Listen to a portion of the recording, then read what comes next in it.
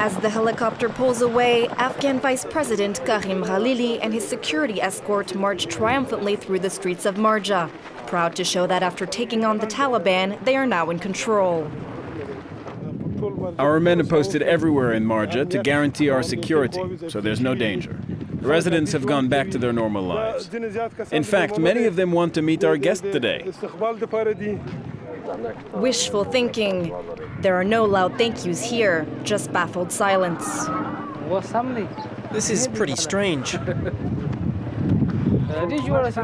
Well, we'll be happy once there's peace here again, if they don't just run away. After weeks of messy and deadly combat, the people of Marja find it hard to trust Afghan troops. The only reason they're hurrying to hear the vice president is because they were ordered to do so. At the market, they told us that we had to come here. Who, the authorities? Yes, we don't know if it's a joke or not, but we don't understand what's going on. All the citizens of Afghanistan must choose peace, so we can build a better society. Under tight security, residents scrutinize their vice president. Karim Khalili has not been to Marja in 30 years. He is a Hazara, an ethnic minority, speaking Dari without a translator. Marja is Pashtun territory, so Mr. Khalili's speech is lost on most people here. They don't understand a word he's saying. In Lashkar Gah, the capital of Helmand province, NGOs are still dealing with the aftermath of war. The Afghan Red Crescent says 200 civilians were killed or injured as a result of Operation Mushtarak. There were many incidents with civilians who were injured or killed, including women. They promised they would not use heavy artillery, that they wouldn't use bombs. Yet they used heavy artillery and bombs. And the evidence is here, at the emergency hospital run by an Italian NGO. More than 40 patients were injured during the Battle of Marja. Dr. Anil Kumar is a physiotherapist. He's been working here for 5 years. Never before had he seen fighting in the region cause so many injuries. All severely wounded with multiple shell injuries or multiple severe bullet injuries, with a lot of oozing out, late coming infection and big wounds. And there is recently one patient came with a rocket at the back, unexploded rocket at the back. The hospital treats everyone, regardless of who they are and how they were wounded. Some of the injured could be Taliban fighters, but most are civilians. Behind these doors, women who did not want to be filmed. In other rooms, elderly patients and children, like Ahmad, caught in the middle of a gun battle. I don't know who injured me, Americans or the Taliban. There was fighting. I left my house and my brother was hit in the leg. When we decided to flee, the Americans let us leave the area. It was just when the fighting was going on. Ahmad can no longer use his left leg. His brother was amputated. Sarifullah, 12 years old, was shot in the chest. NATO says it tried to limit civilian casualties by warning Marja residents to get out before the fighting began. But many were never able to leave the district and ended up caught in the crossfire. This is the road leading to Marja. After a few minutes, we're forced to stop. It's dangerous to go there. We could run into problems because the area hasn't been cleaned up.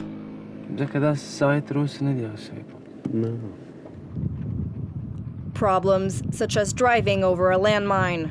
Taliban fighters have peppered the area with mines. This footage shot by an American soldier shows what it can be like to drive down this kind of road. Whoa!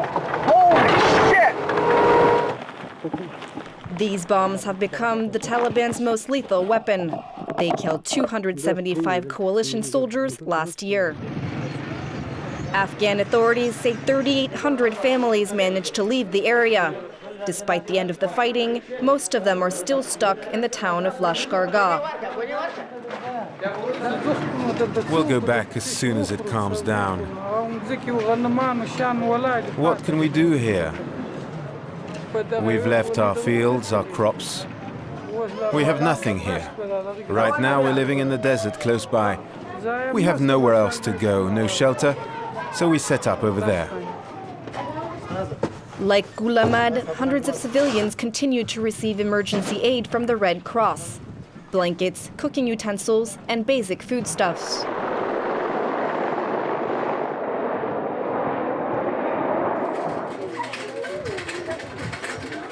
Fazul Omar and his brother just left the hospital.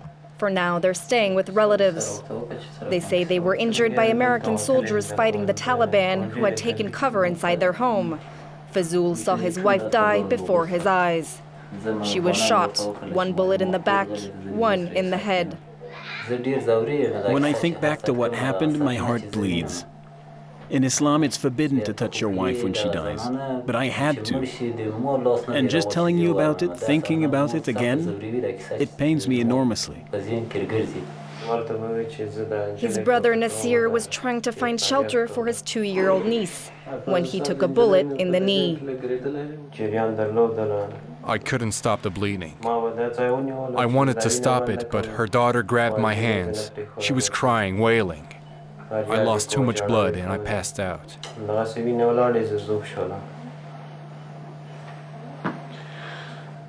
Neither Fazul nor Nasir understand why the American soldiers shot at them. They say they're very careful, but when I showed them my daughter, they shot at us.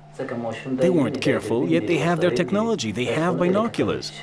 It's not like the Taliban who can't see. Americans should not aim for civilians, and the Taliban should not use us as a shield. Nobody's here to wipe our tears.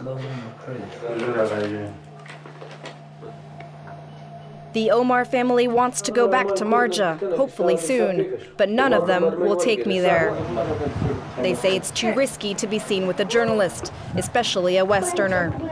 The danger in Helmand province comes not just from the fighting and the Taliban. Helmand is poppy country. A large part of the country's crops grow here.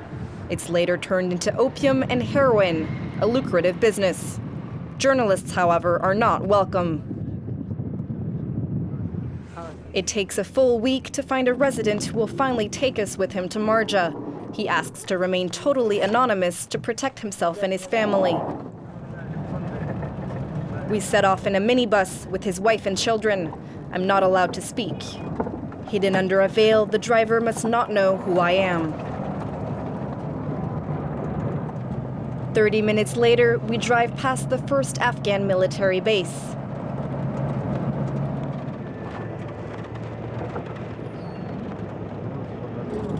The mother tugs on her burqa. She's afraid of American soldiers. There's another new base ahead of us. The bridge has just been built by foreign troops. Our minibus is flagged down. We have to search the car. Where are you going? Marja. Do you have knives or anything? What's that? Eggs. More desert, and soon, poppy fields. 2 hours and 10 military bases later, we pull into Marja. The first thing we see are houses totally destroyed. This is the village of Chorai. Helicopters fly over every 30 minutes. And you can hear surveillance planes even when you can't see them. My guide lives in a modest house. He doesn't own the land. Like most farmers here, he rents it to grow poppy. So that's my poppy, this is my wheat, and there's some more poppy right here.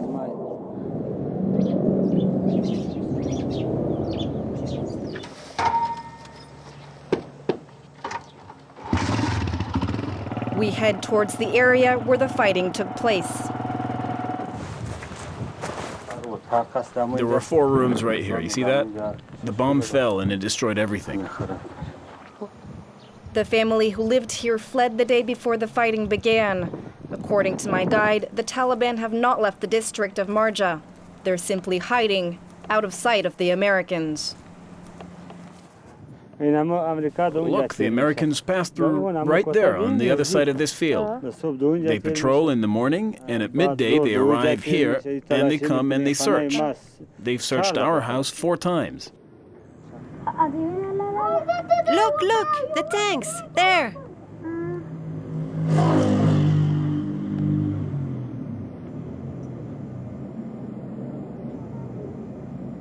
We're stuck here for several hours. Further south, Marines are clearing the mines from the road. There's no access. A short yet telling visit. Afghan and American soldiers are out in force. But for the residents of Marja, this does not mean extra security. Back with the Afghan vice president on his official visit to Marja. Discussion with the residents is becoming heated. Look at him, he's a white beard. Let him talk. He's going to speak.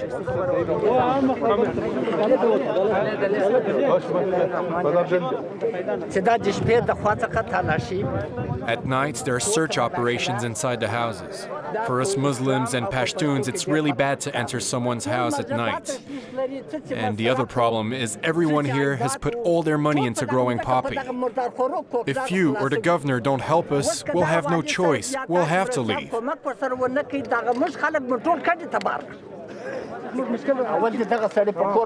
Residents complain about the Afghan troops. They accuse them of stealing. As the atmosphere turns sour, officials make their exit. For the first time in 2 years, the Afghan flag flies high over Marja. But the real battle hasn't yet been won. The battle to win the population's support. Most people here still see foreign and Afghan troops as a symbol of occupation, rather than freedom.